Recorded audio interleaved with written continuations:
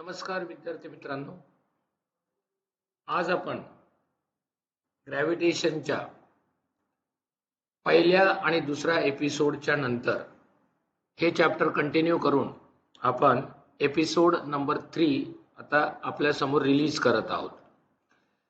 आपण ग्रॅव्हिटेशन हा topic online पद्धतीने यूट्यूबच्या माध्यमातून शिकणार आहोत.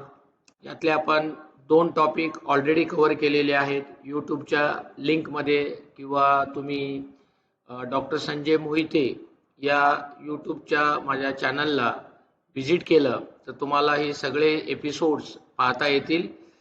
विद्यार्थ्यांना विनंती आहे की हे आपले एपिसोड्स जे इतर विद्यार्थी असतील त्यांच्यापर्यंत पोचवायचे आहेत, म्हणजे त्यांनाही देखील त्याचा फायदा होऊ शकेल.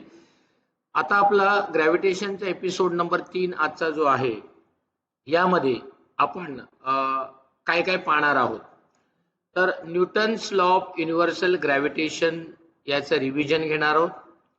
त्याच्यानंतर अर्थ ग्रॅव्हिटेशनल फोर्स आणि व्हॅल्यू ऑफ जी जे आहेत त्याच्या व्हेरिएशनमध्ये काय फरक होतो ते पाहणार आहोत. आणि बेसिकली मास आणि वेट हा असलेली जी कन्सेप्ट आहे हे आपण समजून घेणार आहोत.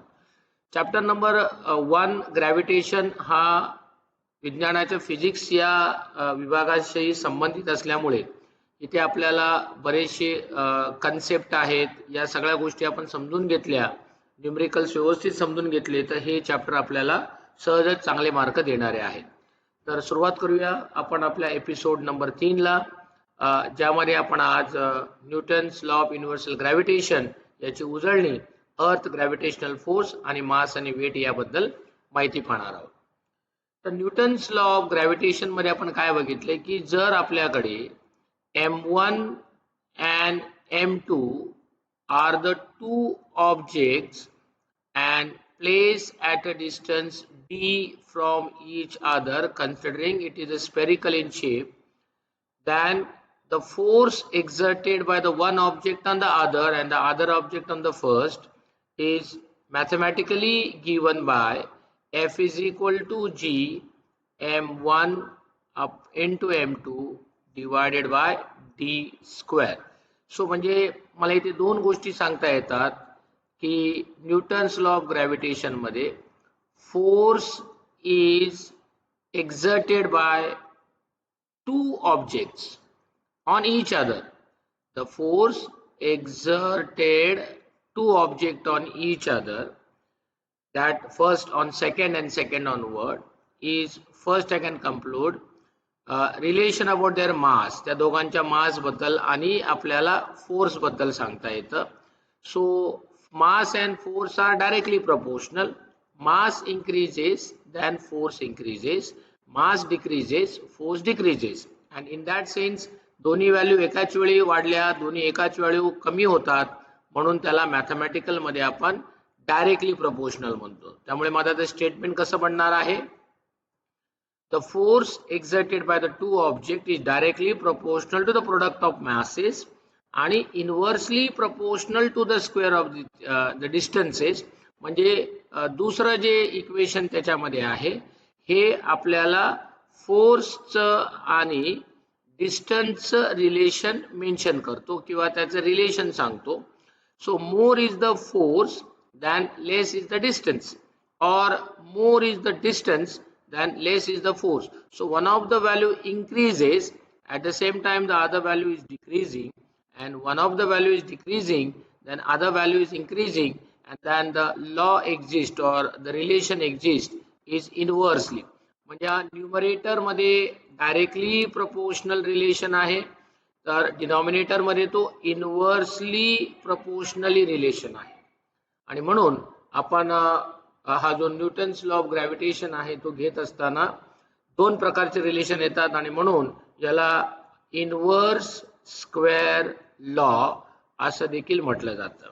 सो हे तुम्ही लक्षात ठेवायचं आहे विद्यार्थी मित्रांनो की Newton's gravitation law is also called as inverse square law. हा इनव्हर्स स्क्वेअर लॉ लाईटसाठी सुद्धा लागू पडतो. म्हणजे आपण बघतो की जर आपण ट्यूबलाईट चालू केली किंवा बल्ब चालू केला तर जेवढा तुम्ही त्याच्या जवळ आहात तेवढा तुम्हाला त्याची इंटेन्सिटी जास्त भेटते आणि त्यापासून तुम्ही दूर दूर गेला तर त्याची इंटेन्सिटी कमी होते आणि म्हणून आपण घरामध्ये जेवढं जास्त अंतर असेल तर आपल्याला जास्त दिवे लावायला लागतात. So also in case of intensity of light there is a inverse square law is exist. आता आपल्याला जो मुद्दा बघायचा आहे तो या चॅप्टर मधला पुढचा, that is earth gravitational force. आता आपण अगोदर कॅपिटल जी बद्दल माहिती बघितली. आता आपण बघणार आहोत स्मॉल जी बद्दल. So many times there is a question is going to be asked, try to distinguish between capital G and small g. So as a student you should remember that capital G is correlated with a universal gravitational constant. काय म्हणणार आहे आपण capital G ला? It's a universal gravitational constant. म्हणजे हा विश्वातील सगळ्या प्लॅनेटला, त्याच्यानंतर सनला असेल, अर्थला असेल, इन्क्लुडिंग एव्हरीथिंग, म्हणजे ब्रह्मांडातल्या सगळ्या वस्तूसाठी जिथे जिथे ग्रॅव्हिटेशन लागू होते त्या ठिकाणी हा रूल लागू होणार आहे. And that's why it is called capital जी.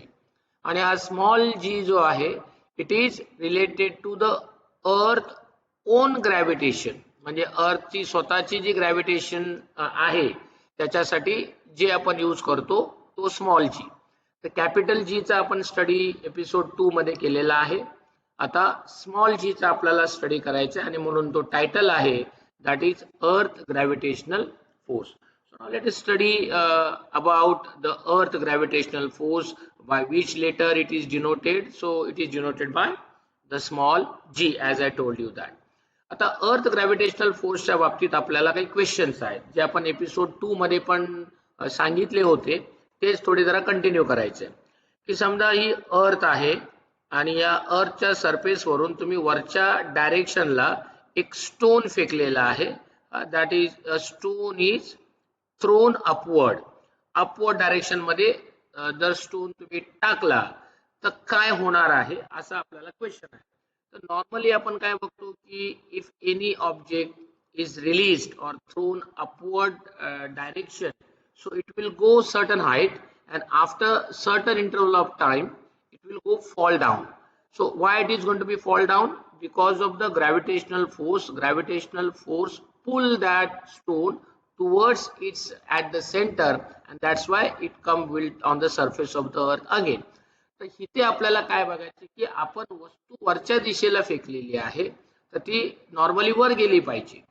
मग ती वर जाते पण वर गेल्यानंतर ती खाली काय येते त्याच्या मागचं रिझन काय आहे हे आपल्याला फिजिक्सच्या लँग्वेज मध्ये किंवा सायन्सच्या लँग्वेज मध्ये आपल्याला एक्सप्लेन करून सांगायचं आहे. त्यासाठी हा क्वेश्चन आहे की what is going to be happen if the stone is vertically thrown in upward direction. वरच्या दिशेला आपण फेकला तर. सो याच्या रिलेटेड काय काय क्वेश्चन विचारला आपल्याला की जेव्हा एखादी वस्तू आपण वरच्या दिशेला फेकतो तर त्याच्यामध्ये दोन गोष्टी आपल्याला ऑब्झर्व येणार आहे. One is called the direction and other is called speed. तर आपल्याला इथे क्वेश्चन विचारलाय की what happen to its velocity. So velocity is a vector quantity आहे. आता विचारलंय की जर दगड वरच्या दिशेला तुम्ही फेकला तर त्याची वेलॉसिटी ही वाढणार आहे की कमी होणार आहे का तेवढीच राहणार आहे, हा रिमेन्स द सेम, असा आपल्याला प्रश्न विचारला. तर थोडं थिंक करा. आपण ऑब्झर्व करतो आजूबाजूला बऱ्याच वेळेला आपण वस्तू वरच्या दिशेला फेकल्यात खेळत असतानाच्या ग्राउंडवर. तर काय होतं की छोटासा दगड फेकून बघितला, मोठा दगड फेकून बघितला, काय ऑब्झर्व येतं आपल्याला. So we can come to the conclusion its velocity decreases. म्हणजे याचा अर्थ काय आहे की ज्या वेळेला तुम्ही अर्थ वरून एखादी वस्तू वरच्या दिशेला फेकता तर तिची वेलॉसिटी जी आहे वर वर जाईपर्यंत काय होते, कमी होते. So velocity goes on decreasing. आता दुसरा प्रश्न आपल्याला असला विचारलेला आहे की जर तो वरून खाली येत असेल, खालून वर जाताना त्याची वेलॉसिटी म्हणजे त्याचा वेग काय झाला, कमी झाला, हे निदर्शनास येतं आपल्याला किंवा समजण्यासारखं आहे, अंदाज बांधता येतो आपल्याला. आता तो वरतून खाली येत असताना त्याच्या वेलॉसिटीवर किंवा त्याच्या डायरेक्शनवर काय परिणाम होणार आहे. So what after some time stone will come to downward direction. आता जर तो खालच्या डायरेक्शनला आला तर तो येण्यामागचं कारण काय आहे, तर it is because of gravitational force and direction toward the centre of the अर्थ.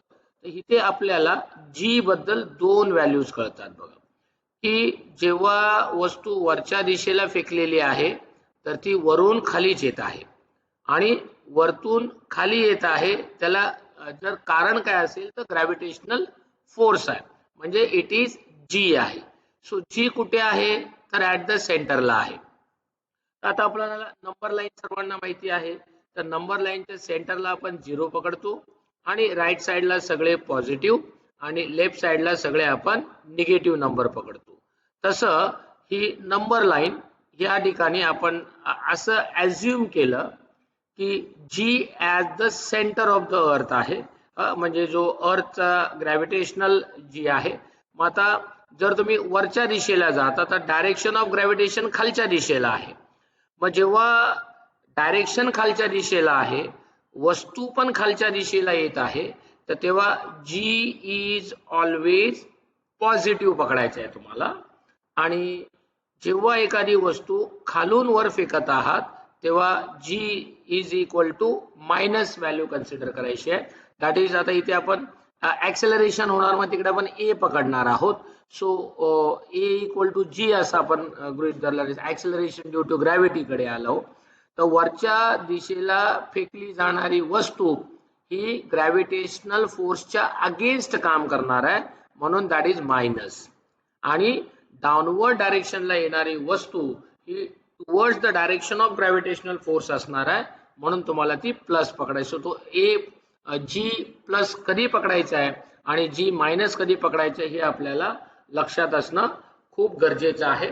As I told you that upward डायरेक्शनला असेल तर तुम्ही तो मायनस पकडणार आहात आणि डाऊनवर्डला असणार तर तो प्लस पकडणार आहात. So this is the direction of value of G. आता if the stone thrown vertically upward direction, if we have to reach the stone at maximum height, what you will do? समजा आता आपण पहिल्यांदा stone फेकला, तो समजा 5 metre वर गेला आणि आता मला तो 5 मीटर पेक्षा जास्त अंतरावर फेकायचा आहे, आणखीन त्याच्यापेक्षा जास्त फेकायचा आहे, आणखीन त्याच्यापेक्षा जास्त फेकायचा आहे. So it should be reach at maximum height, what you will do?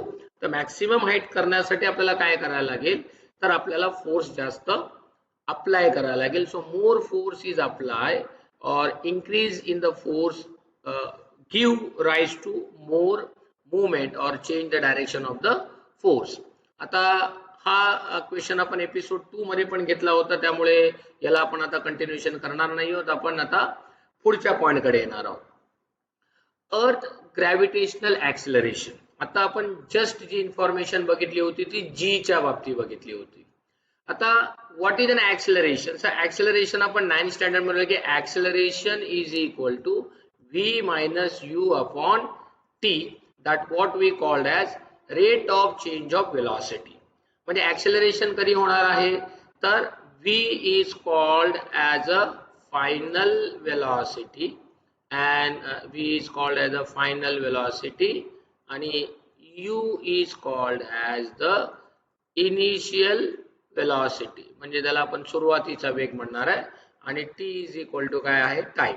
एक एक्झाम्पल घेऊया आपण ऍक्सेलरेशन कसं काढणार आहे. समजा एखादी बाईक आहे, एखादी कार आहे, सिग्नलला उभी आहे आणि सिग्नलचं वेट करते की सिग्नल कधी ग्रीन होईल आणि पुढे. सो सिग्नलला गाडी उभी आहे म्हणजे याचा अर्थ ती एका जागेवर स्थिर आहे, म्हणजे त्याचा अर्थ u is equal to 0 metre per second जर ती सिग्नलला उभी आहे. आता जसं सिग्नल सुरू झाला त्यानंतर ती गाडी आता स्पीड पकडणार आहे आणि एक हार्डली 2 सेकंड 3 सेकंड मध्ये तिने 50 किलोमीटर पर आवरचा किंवा आपण 50 मीटर पर सेकंडचा स्पीड पकडला असं कॅल्क्युलेशन करूया. मग आता या ठिकाणी 0 वरून 50 जायला त्याला समजा 2 सेकंड इतका टाइम लागत असेल. So then what will be the acceleration? v minus u upon t, that v is equal to 50, u is equal to 0 by 2. So then this is 50 divided by 2, which will give me answer 25 meter per second square. So I can calculate acceleration if I know initial final velocity and time. मग आता ज्या वेळेला तुम्ही एखादी वस्तू खालून वर फेकणार आहात पृथ्वीच्या पृष्ठावर, तुम्हाला माहिती आहे की सुरुवातीला ती वस्तू तुमच्या हातात आहे. So you can know that u is equal to 0. आता ती जेव्हा वरती फेकली जाणार आहे तेव्हा त्याच्या वेलॉसिटी मध्ये काहीतरी चेंज होणार आहे. So that say 20 metre per second इतका चेंज झाला. So and it required some time, त्याला काही टाइम गेला. So that time say 2 second. Then I can calculate की कोणत्या ऍक्सेलरेशनने ती वस्तू मी फेकलेली आहे. a is equal to v minus u upon t. So v is equal to 20, u is equal to 0, then 2. So that is 20 by 2 is equal to 10 meter per second square. So this is acceleration. म्हणजे मला acceleration काढायचं असेल तर या दोन गोष्टी माहिती असल्या पाहिजे. तर आता अर्थ ग्रॅव्हिटेशनल ऍक्सेलरेशन काढायचं. आता ही वस्तू मी हाताने फेकलेली आहे, ही कार चालवली गेलेली आहे. ही उदाहरणं आपण लिनियरच्या बाबतीत सबस्ट्रीम एक्सटर्नल फोर्सेस अप्लाइड केलेल्या आहे आपण, आणि त्यामुळे त्या क्रिया घडून आलेल्या आहेत. आता अर्थ ग्रॅव्हिटेशनल ऍक्सेलरेशन आपल्याला समजून घ्यायचं असेल तर जसं मी आता तुम्हाला ऍक्सेलरेशनची डेफिनेशन सांगितली. So what is an acceleration? The acceleration is the rate of change of velocity and the formula just explain now, that is a is equal to v minus u upon t. आता इथे आपल्याला काय सांगता येणार आहे? Explain the relation between the force and acceleration. म्हणजे काही relation आहे का फोर्स आणि ऍक्सेलरेशन मध्ये? तर या दोघांना आपल्याला कोरिलेट करायचं असेल तर आपल्याला एक ओळखीचा फॉर्म्युला आहे, that is F is equal to ma. So F is the force, a is the acceleration, m is the मास.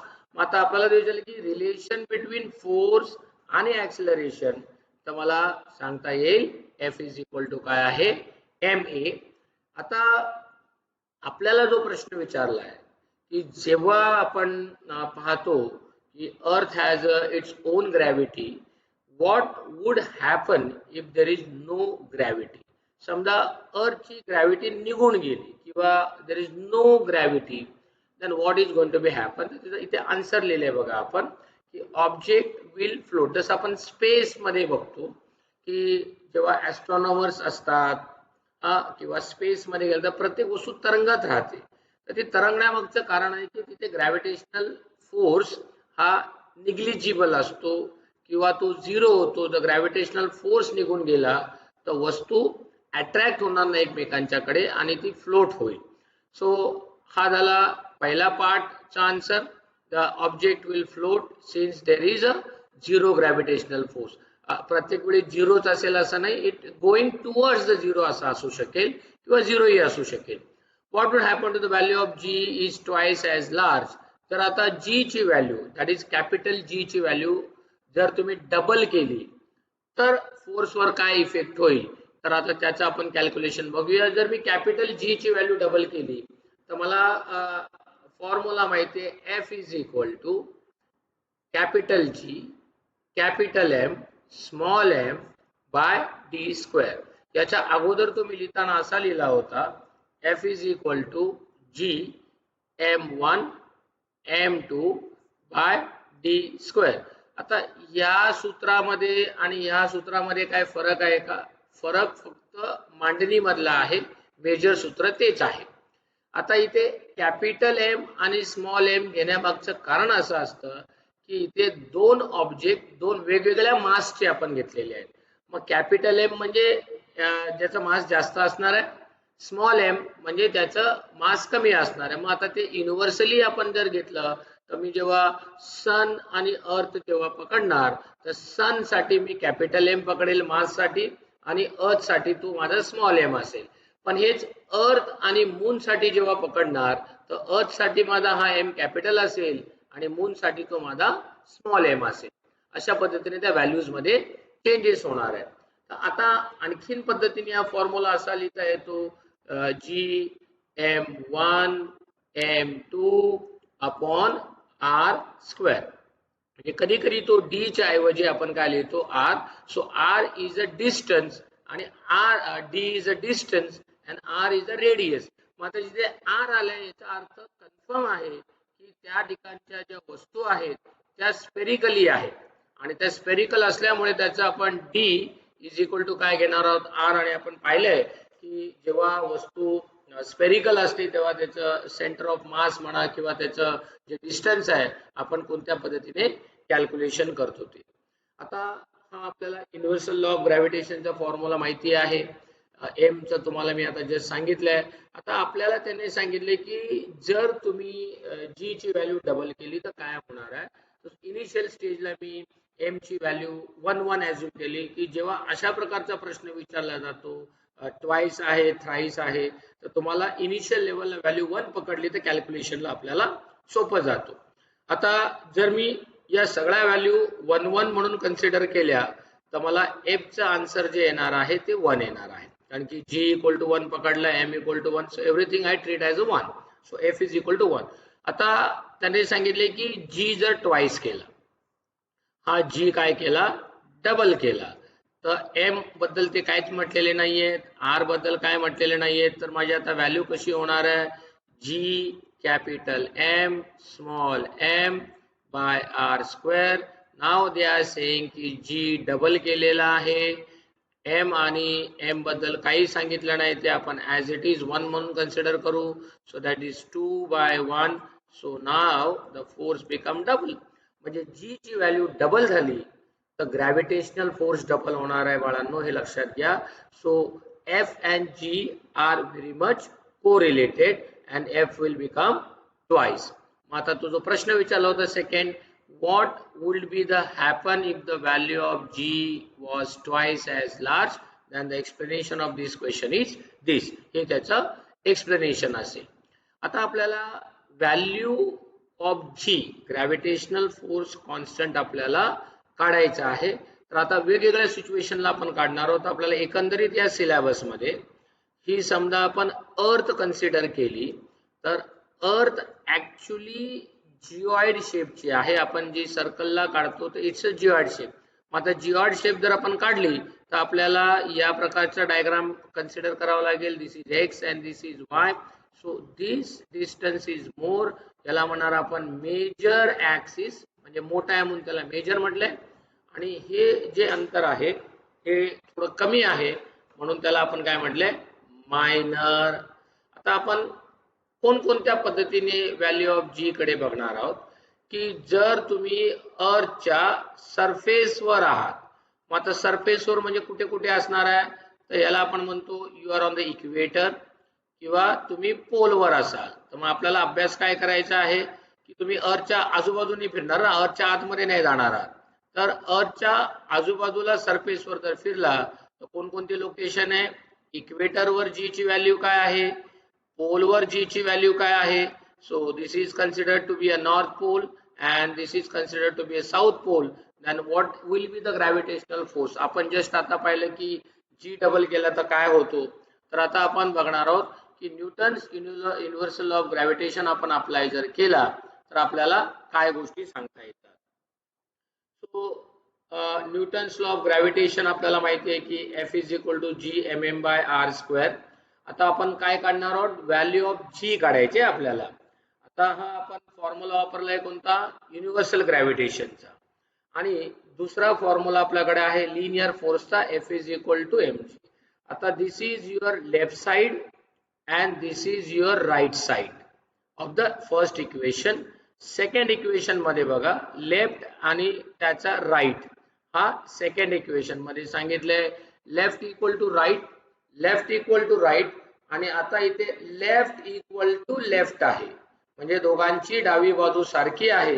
याचा अर्थ या दोघांची उजवी बाजू पण सारखी आहे. हा मॅथमॅटिकल लॉजिक आपण वापरला तर याची उजवी बाजू इक्वेशन 1 ची G M m by r square आहे, आणि याची व्हॅल्यू काय झाली स्मॉल एम इंटू जी. आता यामधला हा जो एम आहे आता हा कॅन्सल होईल. तो कसा कॅन्सल होईल बघा, हा जी इथेच ठेवला, हा एम असाच आहे, हा आर स्क्वेअर आहे, इंटू मला हा एम ट्रान्सफर करायचा इकडून इकडे, तर दोघांच्या मध्ये इंटू साइन आहे, इथे गेल्यावर तो काय होणार 1/m is equal to g. so this m and m get cancel, आणि आता मला g ची व्हॅल्यू काय भेटली, capital G capital M by r square. So now can I able to calculate value of g, that is called surface of the earth? So answer is yes. मग आता ही g ची value आहे ही कशावर अवलंबून आहे तर g ची value capital G capital M divided by small r square, where capital G is called universal gravitational constant, M is called mass of the earth. या दोन व्हॅल्यू फिक्स असणार आहे आणि r ची व्हॅल्यू ज्याला आपण म्हणणार रेडियस ऑफ द अर्थ. मग आता अर्थ मध्ये आपण जस्ट आता पाहिलंय की अर्थ मध्ये हा मेजर ऍक्सिस असणार आहे आणि हा मायनर ऍक्सिस असणार आहे. म्हणजे हे जे R1 पकडलं आणि हे R2 पकडलं तर इक्वेटर वरचा R1 हा जास्त असणार आहे आणि पोल वरचा R2 कमी असणार आहे. सो G आणि R इनव्हर्सली प्रोपोर्शनल आहे. याचं मीनिंग असं आहे की when R increases G decreases and R decreases G increases. म्हणजे G आणि R हे इनव्हर्सली प्रोपोर्शनल आहे. आता याच लॉचा यूज करून आपल्याला पुढचं कॅल्क्युलेशन करायचं आहे आणि मग आता हे कॅल्क्युलेशन जे मी तुम्हाला दाखवलंय what is G, G is equal to GM by R square हे आपण जस्ट आता काय केलंय डिराइव केलंय.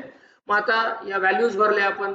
सो G ची व्हॅल्यू आपल्याकडे काय दिली 6.67 10⁻11 which is a universal constant. M is the mass of the earth आहे आणि R is the radius of the earth आहे. It should be in the kilometer पाहिजे. आता ही रेडियस जी आपण इथे व्हॅल्यूज भरल्या आणि या सगळ्या व्हॅल्यूचं कॅल्क्युलेशन केलं तर मला G ची व्हॅल्यू किती भेटते 9.77 मीटर पर सेकंड स्क्वेअर. मग आता ही G ची व्हॅल्यू कशी आली कोणत्या सूत्राचा वापर केला तर आपण या सूत्राचा वापर केला आणि या सूत्रामध्ये या व्हॅल्यूज आपण सबस्टिट्यूट केल्या. So I got this answer G is equal to 9.77 metre per second square. मग आता इथे आपल्याला क्वेश्चन आहे की जर समजा what would be the value of G on the surface of the earth if its mass was twice as large as the radius is half, what will be now? आपण या समला सॉल्व करण्यासाठी या कंडिशनला समजून घेण्यासाठी काय क्वेश्चन विचारलाय तर कधीही विद्यार्थी मित्रांनो पहिला क्वेश्चन काळजीपूर्वक वाचायचा आहे. वाचल्यानंतर आपल्याकडे कोणता फॉर्म्युला आहे तो पाहायचा आहे. What would be the value of G, G बद्दल मला प्रश्न विचारलाय on the surface of earth if the mass होय. तर माझा G चा आपण जस्ट आता कॅल्क्युलेशन पकडलंय की GM बाय काय आहे R square. What is the formula G is equal to GM by R square. मग आता यातला पहिला आपण G पकडूया की हा G1 आहे हा 1 आहे आणि हा पण 1 आहे. So that this is 1/1. So G is equal to 1 होईल जर मी सगळ्या व्हॅल्यू 1 पकडल्या. हे आम्ही ॲज्युम केलेल्या व्हॅल्यू आहेत कारण की याच्यात मला कॅल्क्युलेशन करायचं. आता त्याची केस बघूया as per the case given. आता गिवन केस कडे आपण येऊया. त्याने सांगितलंय की द सरफेस ऑफ द अर्थ म्हणून मी सरफेस ऑफ द अर्थला काय करतो S पकडतो. The surface of the earth वर or you can write SUR surface वर. मास वॉज ट्वाइस म्हणजे इथे मास किती होता बघा आपला 1. आता त्याने सांगितले मास काय करा ट्वाइस करा आणि आता काय करा मास मी डबल केलेला आहे आणि रेडियस अर्धी करा. तिथे रेडियस इथे मी 1 पकडली होती तर मला रेडियस आता काय करायला पाहिजे हाफ पकडायला पाहिजे. So now I have two values. Mass मी डबल केलेलं आहे जसं त्याने इथे सांगितलेलं आहे आणि रेडियस काय केले हाफ केलंय. आता G surface capital G capital M divided by R square. आता याची व्हॅल्यू भरली तो G ची व्हॅल्यू आपल्याला त्यांनी काहीच सांगितलेलं नाही. युनिव्हर्सल कॉन्स्टंट मध्ये फिक्सच असणार आहे आणि म्हणून आपण आपल्या लेवलला ती इथे 1 आहे ते इथे 1 पकडले तुम्ही इथे 1 पकडले. Now mass is double so 1 चा व्हॅल्यू काय झाला 2 आणि इथे जो GM बाय R स्क्वेअर आहे त्याच्यामध्ये R ची व्हॅल्यू किती आहे 1/2 चा whole square. So which is equal to 1 into 2 is 2. 1 चा स्क्वेअर 1, 2 चा स्क्वेअर 4, मग आता कॅल्क्युलेशन मध्ये होणार 2/1 डिवायडेड बाय 1/4 आणि याचा रेसिप्रोकेट केला आपण 2/1 रेसिप्रोकेट 4/1 होईल आणि मग त्याला काय होणार 8 times. So G will be become 8 times. म्हणजे जो ओरिजिनल 1 टाइम होता तो इथे किती होईल 8 टाइम्स. जर मी त्याचा मास डबल केलं आणि रेडियस काय केली हाफ केली तेच आपण इथे कॅल्क्युलेशन दाखवलेलं आहे की कशा पद्धतीने व्हॅल्यू ऑफ G 8 टाइम्स होणार आहे. आता आणखीन G ची व्हॅल्यू कोणकोणत्या पद्धतीने बदलणार आहे ते आपल्याला इकडे बघायचं आहे की सरफेस ऑफ द अर्थ change with the height and change with the depth. 3 condition बघणार आहोत की ही तुमची अर्थ आहे. तुम्ही 3 कंडिशनला फिरणार आहात. एक आहे इक्वेटर, पोल आणि पोल या लेवलला. आता दुसरा आहे की ही तुमची अर्थ आहे आणि हा तुमचा सरफेस आहे. तुम्ही अर्थच्या उंचावर जात असाल तर चेंज विथ द हाईट म्हणजे 10 किलोमीटरवर 50 किलोमीटरवर 100 किलोमीटर गेला.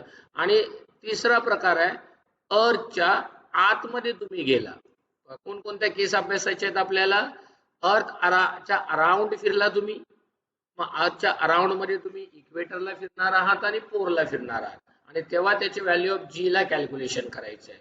आणि हाईट वर जाणार आहात तर ही त्याची ओरिजिनल रेडियस आहे R आणि मग त्याच्या वर किती जाणार आहात. So here will focus on R+H वर फोकस करणार आहोत. आणि या ठिकाणी आपण हे जे अंतर आहे तिथे H मायनस कडे आपण जाणार आहोत की आपण अर्थच्या आतमध्ये जाणार आहोत. तर G च्या व्हॅल्यू मध्ये काय फरक पडणार आहे जर तुम्ही अराउंड द अर्थ फिरला, जर अर्थच्या वरच्या दिशेला गेला आणि अर्थच्या इनसाइड गेला तर आपल्याला काय डिफरन्स जाणवणार आहे ते आपल्याला बघायचं आहे. केस नंबर 1 आपल्याला बघायची आहे की G ची value on the surface of the अर्थ. आता सरफेस ऑफ द अर्थ मध्ये म्हणजे जसं मी तुम्हाला आता सांगितलंय की आपण आता या 3 ठिकाणी फिरणार आहोत. एक आहे इक्वेटर, एक आहे पोल आणि दुसरा इथे पोल. तर इथे आपण पोलच्या ऐवजी इक्वेटर वर पहिले फिरूया. समजा मी इक्वेटर वर आलो तर G ची व्हॅल्यू काय असणार आहे. तर if you assume this is the centre तर G ला रेडियस काय आहे जास्त आहे. तर इथे आपण फॉर्म्युला पाहूया. G is equal to capital GM by R square. So R is maximum on the equator. R काय इथे maximum आहे. So G will be what minimum. आता इथे एक्झामला क्वेश्चन येतो why on equator G value is minimum. या प्रश्नाचा मला answer लिहायचा असेल तर आपण काय लिहू शकतो. G equal to GM by R square. हे पहिलं इक्वेशन लिहायचं आहे. Radius and gravitational force inversely proportional to each other. More is the radius, less is the gravitational force, and on the equator radius is more as compared to pole and therefore value of G is less. आता जेव्हा आपण pole वर येणार आहोत या ठिकाणी so let it be pole 1 किंवा इथे पोल 2 वर आला तुम्ही, साऊथ पोल वर आला आणि नॉर्थ पोल वर आला, अशा पद्धतीचं जे समजा आहे किंवा नॉर्थ पोल आहे आणि हा साऊथ पोल आहे तर या ठिकाणचं डिस्टन्स हे कमी असणार आहे. आणि ॲज आय से दॅट की less is the radius more is the value of G. So आता इथे साऊथ पोल कडे या, नॉर्थ पोल कडे या, will get G is a maximum. मग आता G चे कॅल्क्युलेशन जर आपण बघितलं की आपल्याला the more is the distance equator वर G ची व्हॅल्यू 9.780 आहे आणि ऍट द पोल त्याची व्हॅल्यू किती आहे 9.832. म्हणजे इक्वेटरला त्याची व्हॅल्यू कमी आहे आणि पोलला त्याची व्हॅल्यू काय आहे जास्त आहे. Fill in the blanks, match the pair, true or false, correlation यावर आधारित आपल्याला इथे प्रश्न विचारला जाण्याची शक्यता आहे, विचारला जाऊ शकतो. तर त्या अनुषंगाने आम्हाला G च्या व्हॅल्यू माहिती पाहिजे. मग आता जर तुम्ही इक्वेटरला आहात तर G ची व्हॅल्यू 9.780 घेणार आहात आणि मग तुम्ही पोलला आहात तर ही व्हॅल्यू 9.832 घेणार आहात. So to avoid this confusion, म्हणजे आता जी ची व्हॅल्यू सगळं युनिव्हर्सली, मग जी ची व्हॅल्यू चेंज झाली तर सगळ्यात व्हॅल्यू चेंज होणार आहे, आणि म्हणून आपण जी ची व्हॅल्यू जी आहे, the value of G we are taken as inversely common, म्हणजे आपण ऑन अन ॲव्हरेज ती काय पकडतो 9.8 मीटर पर सेकंड स्क्वेअर. म्हणून कोणतेही मॅथमॅटिकल सम आपण जेव्हा सॉल्व्ह करतो तर प्रॅक्टिकली आपण ती व्हॅल्यू काय पकडतो 9.8. तर ती 9.8 म्हणजे या सगळ्या व्हॅल्यूचा काढलेला तो काय आहे ॲव्हरेज आहे. तर हे आपल्याला माहिती असणं गरजेचं आहे. आता आपण सरफेस वर बघितले की व्हॅल्यू ऑफ जी कशा पद्धतीने चेंज होते. आता विथ द हाईट वर आपण जाऊया, आणि विथ द हाईट वर आपण जर गेलो तर काय होणार आहे, समजा ही आपल्याला दिलेली अर्थ आहे आणि या अर्थचा हा सेंटर आहे, ही अर्थची असलेली रेडियस आहे, I denoted by capital R. आता तुम्ही या अर्थच्या असं वरच्या दिशेला जाणार आहात. आता वरच्या दिशेला जाणार आहात तर हा जो पॉइंट आहे तुमचा, याला तुम्ही काय म्हणणार आहात, रेडियस ऑफ द अर्थ. आता हिथून जे डिस्टन्स तुम्हाला येणार आहे हिथून, दॅट इज कॉल्ड हाईट. मग आता जसजसं वर जाणार आहे तुमचा आर प्लस एच ची व्हॅल्यू वाढत जाणार आहे. मग आता जी चा ओरिजिनल फॉर्म्युला काय होता, G is equal to G M by capital R square, जेव्हा मी सरफेस वर काम करत होतो. आता मी कशावर आलोय, हाईट वर, म्हणजे माझ्या त्या आर च्या व्हॅल्यू मध्ये that R is replaced by R plus H. म्हणजे आता माझा जी चा फॉर्म्युला काय होणार आहे, G M upon, now this r will changes to r plus h because you are moving with the height. So this is going to be r plus h whole square. So formula लक्षात ठेवायचं बघा, on the surface वर formula काय आहे आणि on the height वर काय formula आहे. आता हा जो मला फॉर्म्युला डिराइव्ह झाला या ठिकाणी, g equal to gm by r plus h square, again this g increases then this is going to be decreases, and if this increases then this is decreases. आता या ठिकाणी जर तुम्ही बघितलं h ची व्हॅल्यू जर इन्क्रीज झाली, बरोबर आहे, तर r ची व्हॅल्यू पण त्याच्यात ऍड झाल्यामुळे इन्क्रीज होणार आहे. So more is the height, less is the gravitational force. आणि म्हणून आपण बघितलं की ऑन द सरफेस, जेव्हा सरफेस वर असणार आहे तेव्हा एच नसणार आहे, एच ची व्हॅल्यू तिथे काय असणार आहे, 0 असणार आहे. पण जेव्हा तुम्ही उंचावर जाणार आहे, so in the India the mount Everest is the highest mountain, so wear G is equal to 8.8. म्हणजे माउंट एव्हरेस्ट वर गेल्यावर G ची व्हॅल्यू बघा 9.8 वरनं किती वर गेली, 8.8 वर गेले. आणि खूप उंचावर गेलो म्हणजे on 6400 kilometre, the value of G going nearly equal to the 0. म्हणून आपल्याला इथे क्वेश्चन येतो, why astronomers feels weightlessness in the sky. म्हणजे स्काय मध्ये वेटलेसनेस येण्यामागचं कारण जे आहे, तर ते जेव्हा उंचावर जातात from the surface of the earth, तो height of H, value of H increases and they have an inverse relation, so therefore g nearly equal to 0 and that's why they feel weightlessness. म्हणजे with respect to height, खालून जसजसे वर तुम्ही जाणार आहात तस तसं जी ची व्हॅल्यू ही कमी कमी होत जाणार आहे. मग सगळ्यात सरफेसला तुम्ही एच सर्वात कमी आहे, त्यामुळे जी ची व्हॅल्यू त्या ठिकाणी जास्त आहे. तर हे रिलेशन तुम्हाला लक्षात ठेवायचं. कधी कधी एक्झाम पॉइंट ऑफ क्वेश्चन येतो की आपण इंडियाचा जर मॅप बघितला आणि इंडियाच्या मॅप मध्ये इथे हे माउंट एव्हरेस्ट पकडला आहे, इथे आपण मुंबई पकडलाय, इथे कलकत्ता पकडलाय आणि इथे चेन्नई पकडलाय. सो चेन्नई, मुंबई आणि माउंट एव्हरेस्ट, आणि हे चेन्नई सरफेस ऑफ द अर्थ वरच आहे, म्हणजे चेन्नई पेक्षा मुंबई थोडस वर आहे, मुंबई पेक्षा माउंट एव्हरेस्ट आणखीन वर आहे. म्हणजे चेन्नईला असलेली व्हॅल्यू ऑफ जी, मुंबईला असलेली व्हॅल्यू ऑफ जी हा सरफेस वर असेल तर कन्सिडरेशन करणार नाही, पण सरफेस पासून उंचावर जेव्हा आपण जाणार आहोत तेव्हा ती एच ची व्हॅल्यू इन्क्रीज होते आणि त्यामुळे जी ची व्हॅल्यू काय होते, डिक्रीज होते. तर या 3 व्हॅल्यूज आपण बघितल्या विथ द हाईट, आणि त्या विथ द हाईट नुसार आपण आता इथे त्याचं काय केलेलं आहे, कॅल्क्युलेशन केले आणि we come to the conclusion. काय कन्क्लुजन वर आलो, height increases, G goes on decreasing. आणि मग ह्याला जनरल फॉर्म मध्ये मला लिहायचं आहे, तर G is equal to G M upon R plus H whole square. हा मला फॉर्म्युला या हाईट साठी लक्षात ठेवायचा आहे. सो मग आता इथे G equal to 0, hence settle around the earth. मग आता हा जी ची व्हॅल्यू, ग्रॅव्हिटेशनल फोर्स त्यांच्यात एक्झिस्ट असतो, between that long range force आहे, पण जी ची व्हॅल्यू कॅपिटल जी एक्झिस्ट आहे, पण स्मॉल जी त्या ठिकाणी एक्झिस्ट नाही आहे.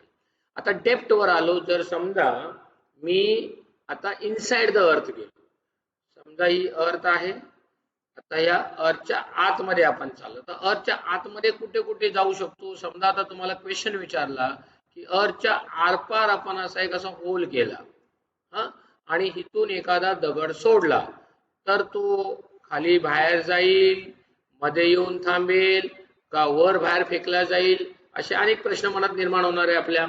तर हा प्रयोग जर केला असता, असं निदर्शनास येतं की तो जो दगड आहे सेंटरला तसाच थांबेल.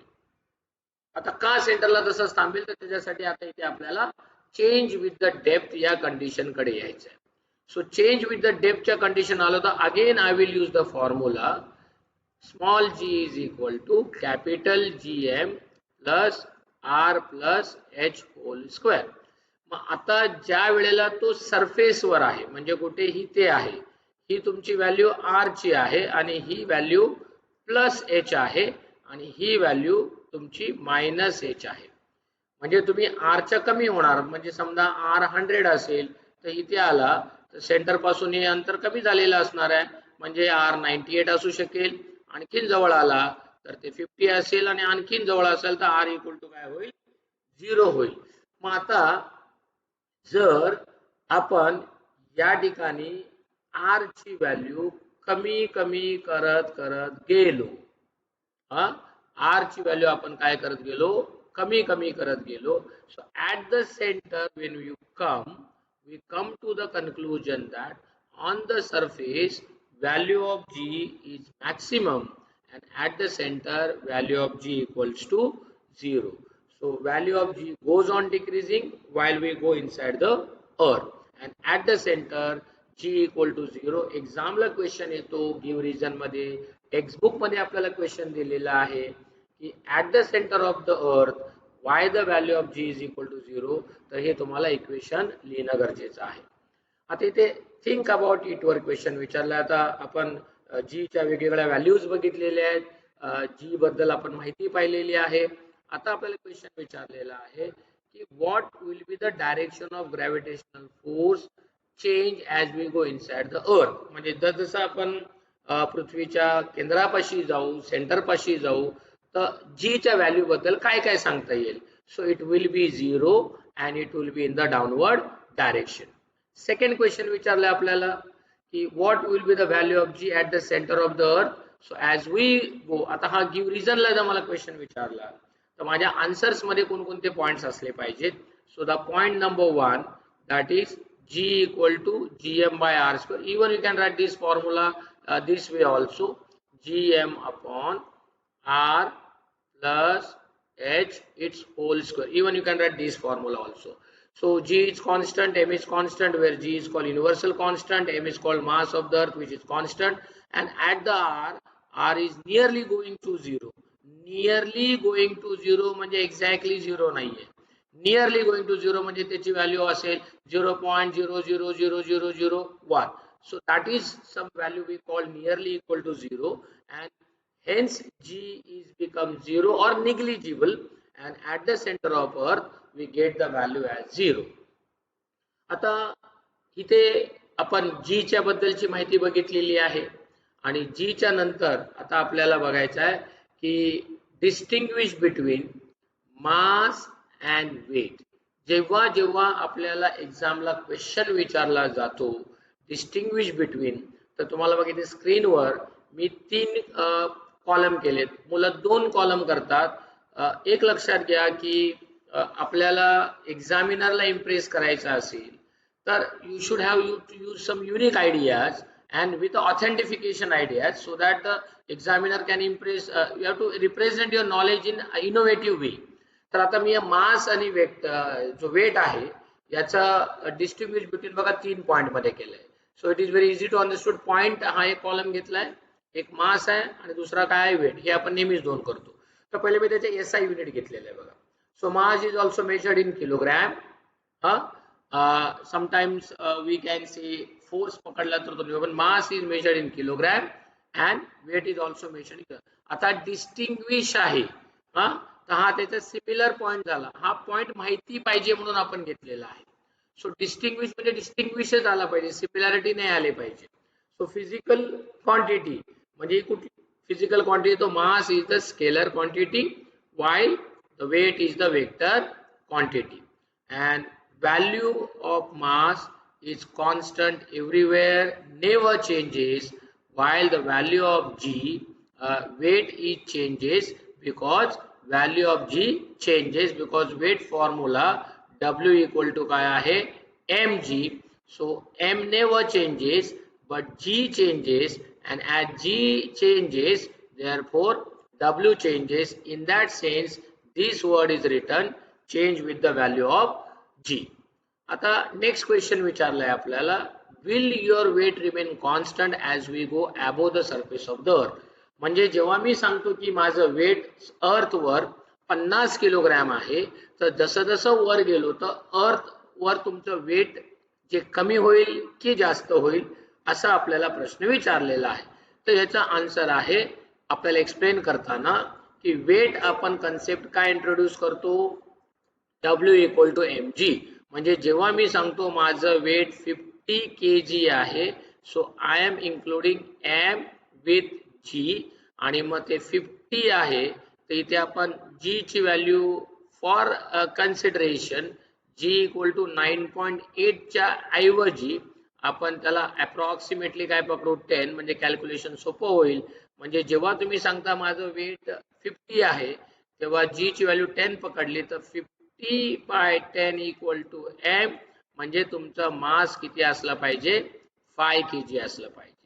So when your weight is 50 it means your mass is 5. आता तुम्ही काय करत आहात की तुम्ही सांगतात का माझं वेट 50 किलोग्रॅम आहे तर तुमचा मास किती असला पाहिजे 5 किलोग्रॅम असला पाहिजे considering the value of g. आता आपण उंचावर जाणार आहोत. So if you go on the particular height, तर तुम्ही समजा एका particular height वर गेला. So when you go on the particular height, the m is constant, but the g depend on. आता g ची व्हॅल्यू कशावर डिपेंड आहे, रेडियस वर डिपेंड आहे. So रेडियस वर ती जर व्हॅल्यू डिपेंड असेल तर वर गेल्यानंतर रेडियस इन्क्रीज होणार आहे. सो रेडियस इन्क्रीज झाली तर g काय होणार आहे, डिक्रीज होणार आहे. अँड g डिक्रीज जर झाला म्हणजे जसे मी आता तुम्हाला सांगितले की w इक्वल टू mg आणि इथे तुम्ही 50 पकडला होता आणि m g ची व्हॅल्यू 10 पकडली होती तर तुमचा answer 50 by 10 equal to 5 kg आला होता. आता इथे g ची व्हॅल्यू बदलली. Okay, so g value what changes then weight is also going to be change आणि देअरफॉर तुमच्या वेट मध्ये काय होणार आहे, बदल होणार आहे. आता त्यांनी आपल्याला क्वेश्चन असा विचारलाय की समजा तुम्ही इतक्या वर गेला, ही तुमची अर्थ आहे त्याची रेडियस समजा 1 किलोमीटर होती, ॲझम्पशन केला आपण, आणि तुम्ही 1 किलोमीटर आणखीन वर गेला म्हणजे डबल द रेडियस, तर तुमच्या वेट वर काय परिणाम होणार आहे का. मग त्याने एक्झाम्पल दिले की आपण एक अशी शिडी बनवली आहे की ज्या शिडीमध्ये तुम्ही सेंटर ऑफ द अर्थ पासून डबल द रेडियस वर आला तर what will be your weight, तुमच्या वेट वर काय परिणाम होणार आहे. हे सगळे क्वेश्चन्स आपल्याला बाळांनो नीट समजून घ्यायचे आहेत, यावर आधारित क्वेश्चन एक्झामला विचारतात. सो आता आर आपण काय केलेला आहे, डबल केलेला आहे. g is equal to gm plus R plus h square आपल्याकडे फॉर्म्युला आहे. नाव आर इज डबल झालेला आहे. h तुम्ही खाली होता सरफेस वरून वरच्या लेवलला गेलाय सो h इक्वल टू 1 झालेला आहे. And then if you substitute then your g will become 1/9 times. So the final answer will be, it become 1/9 times. असं आपण त्याचं W चं काय करू शकतो, कॅल्क्युलेशन करू शकतो आणि अशा पद्धतीने त्याचं कॅल्क्युलेशन करून आपण त्याचं आन्सर काढू शकतो. हा टेक्स्टबुक मधला क्वेश्चन आहे आपल्याकडे. If a person weight of 750 newton, then how much would be the weight of the moon? Mass is 1/81 times and radius 1.37. हा टेक्स्चुअल क्वेश्चन आहे. आता आपल्याला जर कंपॅरिझन विचारलं तर weight on the earth 750 Newton आहे. आता मी विचारलेला क्वेश्चन काय, mass on the moon, mass of the earth divided by mass of the moon, that is going to be हा 1/81 चा इथे काय होणार, 81 होणार. आणि त्यानंतर रेडियसचा रेशो काढला तर तो 3.7 होणार. आणि मास m किलोग्रॅम आहे, वेट आपल्याला 750 दिले आणि कॅल्क्युलेशन आपण जर केलं तर आपल्याला जे आन्सर मिळणार आहे that will be 126.8 Newton. So like this way we can calculate the value of G. And today's last part of this episode is episode number 3 is the gravitational waves. The gravitational force आपण म्हणतो, gravitational waves आहेत का, त्या waves कशा प्रकारच्या आहेत.